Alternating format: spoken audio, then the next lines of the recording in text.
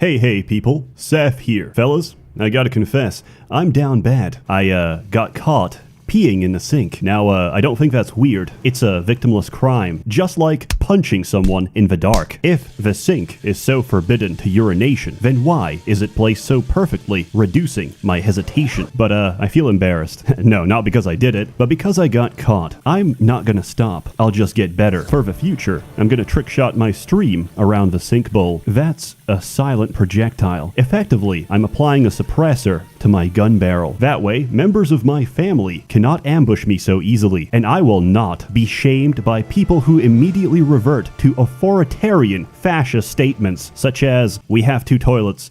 Why did you use the sink?" Listen, I saved water. I saved lives. Maybe a few decades from now, there'd be entire villages in sub-Saharan Africa singing songs of praise over how much water I saved. And you know what? All I had to do was unload my fire hose in a kitchen sink. Company of Heroes 2, strangely enough, is the topic of this video. It is an old game played by old men, namely us. Company of Heroes 2 is a squad-based RTS covering the events of World War II, a fictional war where Germany hired Hugo Boss to design their fashionable blitz of Europe, Russia managed to kill 24 million of their own people, and the US greatly increased the temperature of two neighborhoods in Southeast Asia. All this happened while the UK sat in a corner, still wondering why marching all your men single file into machine gun fire during World War I may impact their ability to participate in the sequel. Basically, a sequence of events so absurd that we depart from the realm of fiction into history. Everything seen here is not only real, it's historically accurate. Yes, the blast radius of a single grenade, approximately the same size as everything you love and cherish. Yes, the trajectory of a mortar shell, statistically, by a random chance, will always land perfectly on a soldier's head, killing at least 3 more. Yes, a machine gun will pin every squad on the map. That is, unless you own the machine gun, in which case it pins one enemy,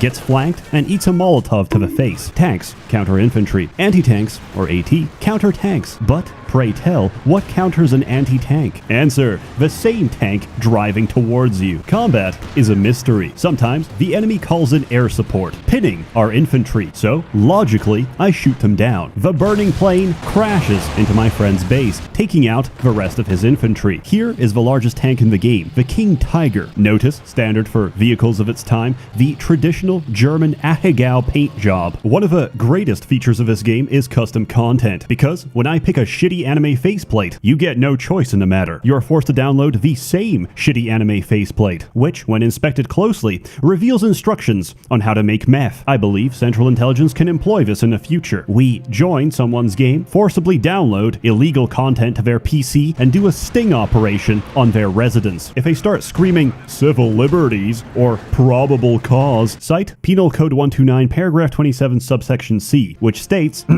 anyone caught playing Hearts of Iron 4, Europa Universalis, or Company of Heroes 2 is probably a domestic terrorist. I also really enjoy setting my victory strike to FPS killer. I almost feel like it's an obligation. You see, one of my friends doesn't exactly have the best computer. This encourages him to play his very best, because if he loses, he's not just gonna lose the game. His PC will overheat and die, killing him in the explosion. But I'm getting off track. Gameplay. You produce units to capture and hold territory. The more territory you hold, the higher your income to spend on units and upgrades. Your objective is to either take and hold certain key positions or destroy the enemy HQ. Very simple. Infantry come in squads of 4 to 6. Each of these individuals can fight and die on the battlefield, but as long as the squad stays alive, you can replace your dead soldiers. This is infinitely cheaper than ordering a fresh new squad. This is a micro-intensive RTS where positioning matters. There's a cover system. 4 dudes hiding behind a cow isn't great, but it's better than getting capped in the middle of the street. Sandbags, broken vehicles, or even a domestic dwelling offer the best protection. However, terrain is dynamic. A tank shell can transform brick walls into brick memories. A howitzer pancakes buildings into rubble and any men inside into red stains. And artillery fire causes deformation of the soil, leaving craters that provide cover in the process. Basically, in 1941, we already knew how to terraform. We can take anything we sea and make it worse. There's also ice. I don't really talk about it because having ice implies that you're playing a winter map, which nobody does because they suck. Ice breaks on impact. It's a great form of population control and a good way to lose your tank. Vehicles are a little different. In general, the distance, angle, size, wind resistance, conductivity, and horoscope of the ammunition against the horoscope of the armor determines damage. Most 88mm shells are made in June, making them a Cancer, while most of the bulk production of German armor was late September, making it a Libra. Cancer typically defeats Libra, unless Mercury is in retrograde, in which case all bets are off. A tank's armor is strongest at the front, which means the back and side is ripe for the taking. Fighting a tank directly is a terrible idea. Your shots won't do much if they even connect. You'll know true terror when you see every anti-tank gun shoot the same target, only to hear a characteristic ting, which means their front plate is so thick that every shell just bounced off. On the bright side, the heavier the tank, the slower it moves. So we flank, outmaneuver, and ambush them instead. And if that doesn't work, there's always the Soviet approach, where I take a T-34 and ram it into your tank. Yes, Germans had the best tanks, but the Soviets designed their gas pedal in reverse. Once you start the ignition, you press the pedal to stop the tank. If, hypothetically, your head has been blown off by shrapnel, your foot will release the pedal. The engine will accelerate and take out one of the best tanks in the world.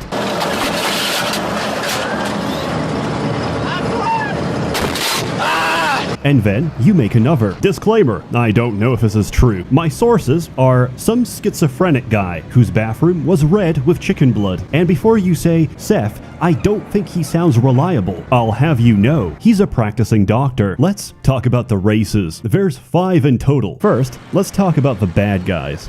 The British. I'm kidding. The Orcs are a defensive faction. They can lock down large areas of the map with emplacements, and their tanks feature some of the best armor in the game. Oh, whoa. I never saw the decals close up. Yo, by the way, this is a normal British tank. This is a real Cromwell.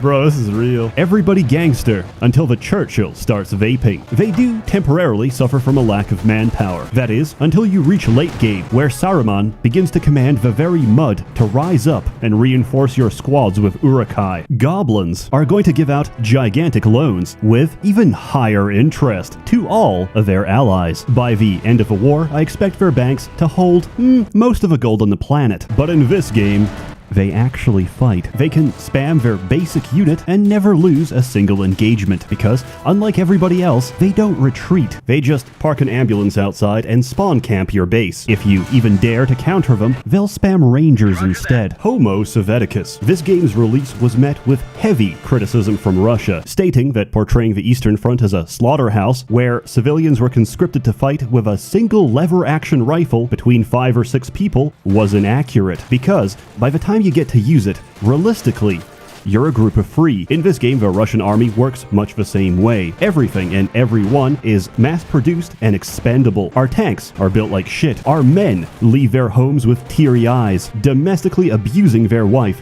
one last time because they know full well they might not come back. The High Elves feature the 2 best vehicles in the game. The Kubelwagen, which has the highest RPM in the entire game. It also dies from a mild gust of wind, which makes keeping it alive all the more interesting. And this is a Sturmtiger. The gun is so huge that it must be reloaded externally by the crew for 30 seconds. And this is what it sounds like when it fires.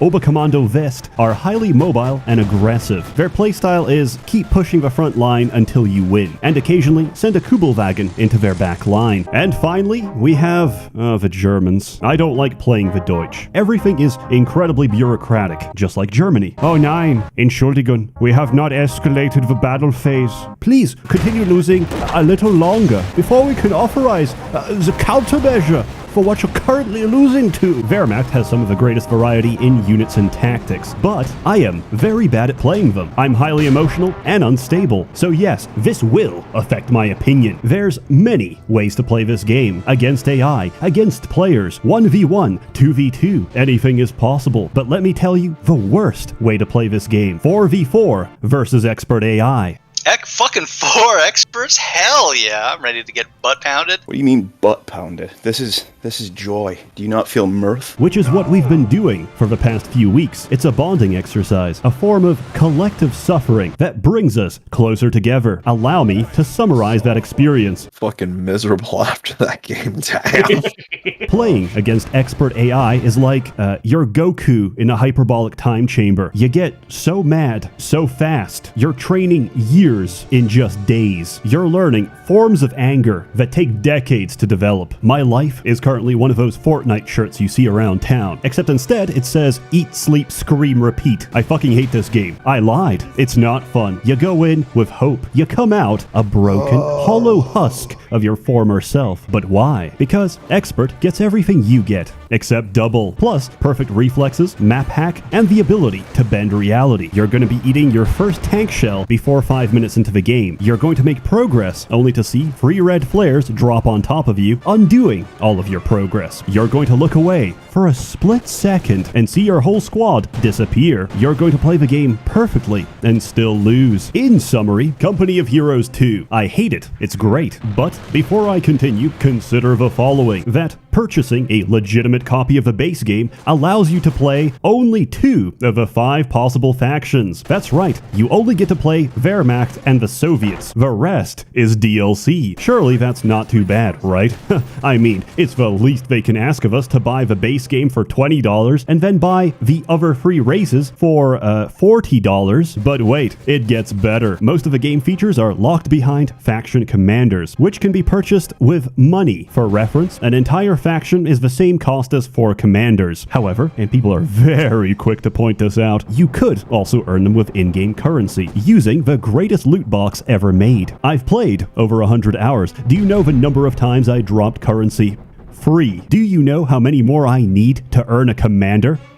27. I love simping for corporations. I love cash shops. I love that yummy high fructose corn syrup. I love the United Nations. With this in mind, I strongly encourage anyone interested to visit a third-party reseller instead. The copy you're looking for is the Master Collection. This should include all the races, but instead of $60, you spend $15. Yes, I know, everyone and their mother is scared of CD key resellers. I bought about 100 keys online. Every single one worked. Then I once bought a boxed copy of Fallout Tactics from the store, which just had an empty case with a code inside. That code didn't work. So, from my experience, putting my trust in a random Polish stranger gives me better results. As always, more content to come, so stay tuned. This video is a test to see how quickly I could churn something out. Turns out for creative output, in the absence of passion, vitriol is an entirely viable substitute. A warm thanks to the many members of the Merchants Guild generously funding and bankrolling these videos. You're all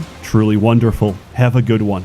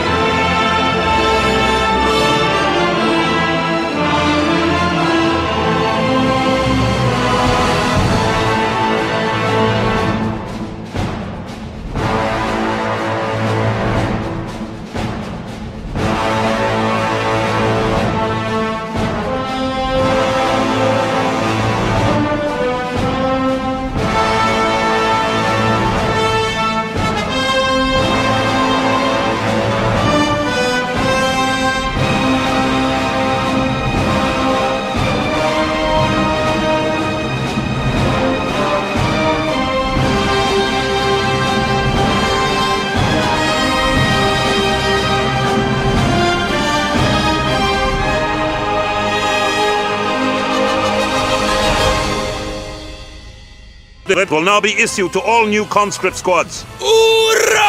Let's go. Let's go. Let's go. It hasn't even started. It hasn't even started. But this is like freeze. Oh, fuck. Maybe You might be experiencing low frame rates because your settings are set to high. Where'd it Is go? my Why did you shit get already out? destroyed? Why did you get Wait, out of what? the tank? They just stole Strangelove's tank because he got out to repair. Oh, by the way, do you want to see how booby traps in this game work? Booby Oh, yeah. traps. boobies. You shoot it. Yeah. Gross.